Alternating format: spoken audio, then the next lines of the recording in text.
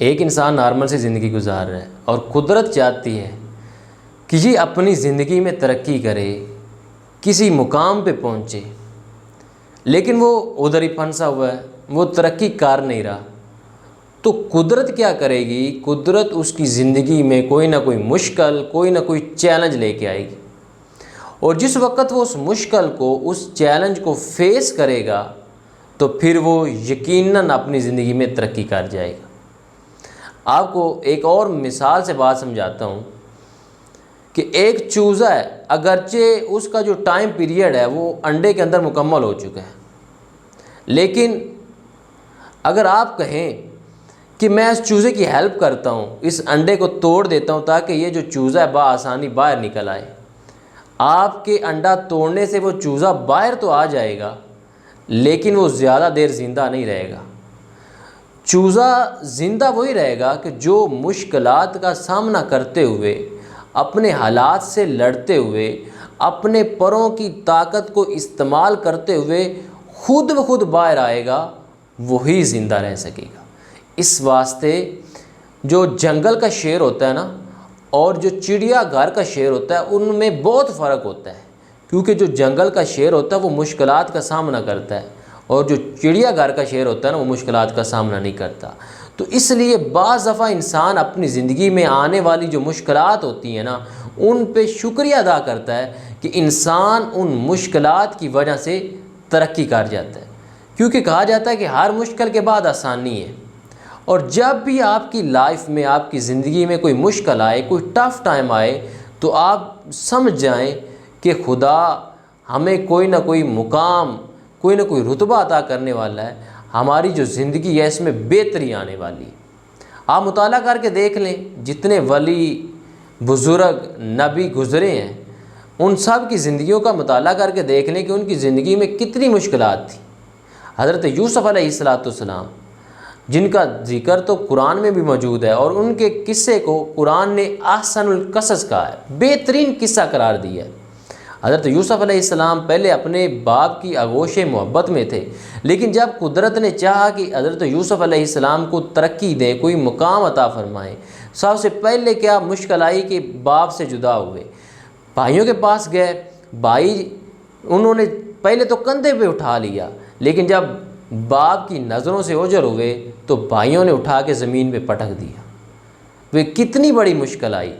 کہ بھائیوں نے اتنے ظلم ڈھائے۔ آج ہم پریشان ہو جاتے ہیں نا کہ جی وہ تو میرا اپنا تھا، اس نے میرے ساتھ دھوکہ کر دیا، اس پہ مجھے امید نہیں تھی، میرا اتنا اچھا دوست تھا، وہ میرے ساتھ ایسے کیسے کر سکتا ہے۔ ایک بات یاد رکھنا کہ زندگی تو اپنے ہی سہارے جیا کرتے ہیں فراز، زندگی تو اپنے ہی سہارے جیا کرتے ہیں فراز، اوروں کے سہارے تو جنازے اٹھا کرتے ہیں۔ لوگ اس وقت آتے ہیں جب آپ کی روح قبض ہو جاتی ہے، کندھا دینے اس وقت آتے ہیں، زندہ کوئی کندھا دینے نہیں آتا۔ تو اس لیے جو زندگی کی مشکلات ہیں، پریشانیاں ہیں، جو ٹف ٹائم ہے، اسے آپ نے خود ہی کنٹرول کرنا ہے، اسے آپ نے خود ہی فیس کرنا ہے۔ تو حضرت یوسف علیہ السلام کے بھائیوں نے تھپڑ مارے، چھڑیاں ماری، حتیٰ کہ کنویں میں گرا دیا، اور پھر بیچ دیا۔ آپ بکتے بکتے مصر پہنچے، اور اتنی مشکلات برداشت کرنے کے بعد پھر خدا نے مقام کیا دیا کہ انہیں مصر کا بادشاہ بنا دیا۔ تو مشکلات جو ہیں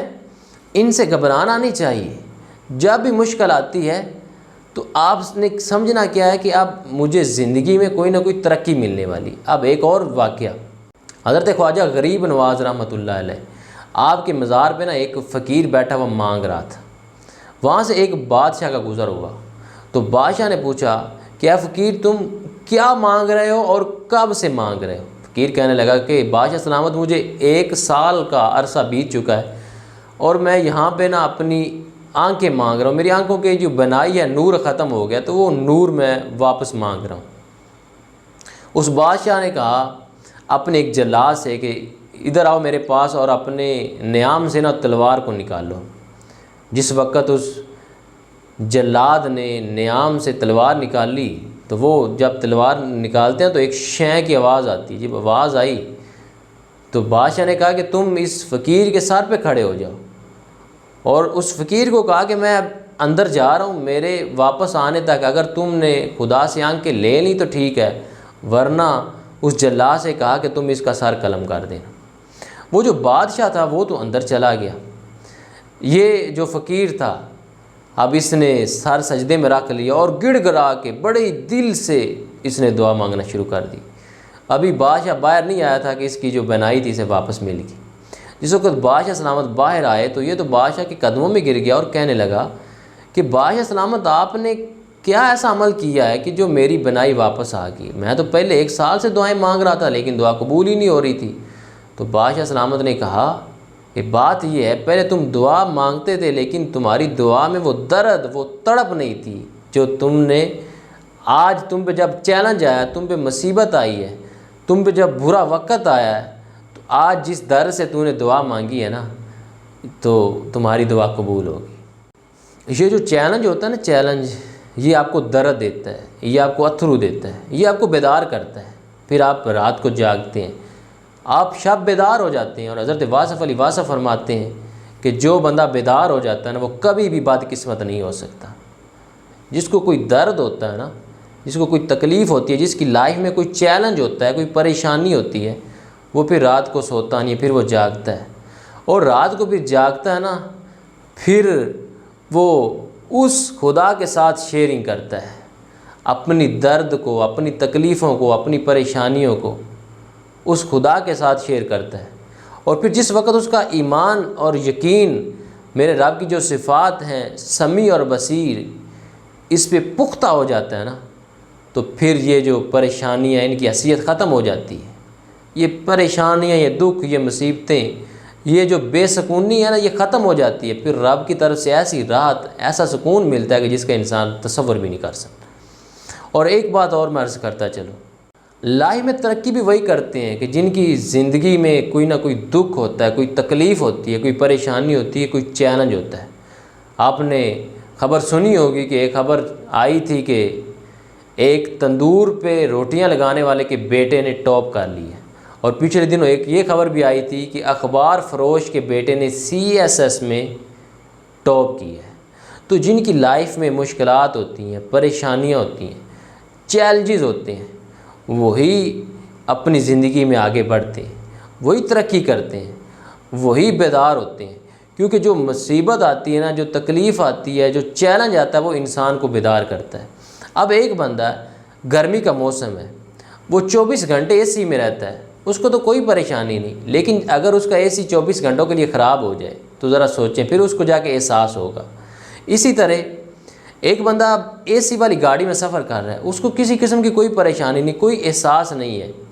لیکن اگر اس کی گاڑی خراب ہو جائے اور اسے گاڑی کو 1 کلومیٹر تک دھکا لگانا پڑے تو پھر اس کو پیدل چلنے والوں کا احساس ہوگا۔ اب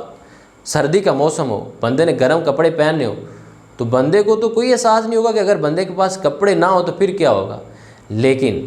اگر اس کے کپڑے گرم جو اتار لیے جائیں اور اسے 1 گھنٹہ باہر سردی میں کھڑا کیا جائے، تب جا کے اسے احساس ہوگا کہ جن کے پاس کپڑے موجود نہیں ہیں وہ ان پہ اب کیا بیت رہی ہے۔ تو خواب دیکھنا بہت بڑی بات ہے، لیکن یہ جو چیلنج آتے ہیں نا، یہ انسان کو بیدار کرتے ہیں، یہ انسان کے اندر احساس پیدا کرتے ہیں، اور پھر انسان جو غفلت کی زندگی گزار ہوتا ہے نا، وہ غفلت کو چھوڑ دیتا ہے، اور پھر انسان تیار کرتا ہے کہ میں نے اب کچھ بننا ہے اور میں نے کچھ کر کے دکھانا ہے۔